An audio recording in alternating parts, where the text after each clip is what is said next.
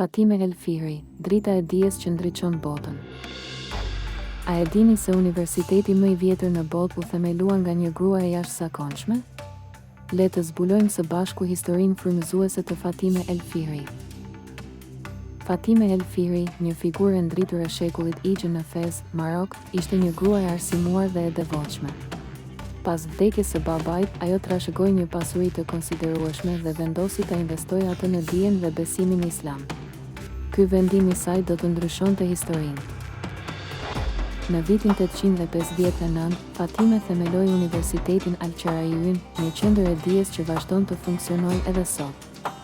Ajo personalisht mbikëqyroi ndërtimin, duke agjëruar dhe duke u përkushtuar plotësisht këtij projekti madhështor.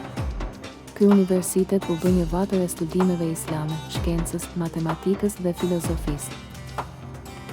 Historia e Fatimes na mëson se dija është një shtyllë e rëndësishme e islamit dhe se gratë kanë një rol kyç në përhapjen e saj.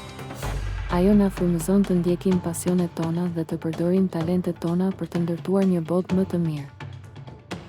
Për studentët, historianët, besimtarët dhe gratë, historia e Fatime El Fihri është një burim I pashtershëm frymëzimi.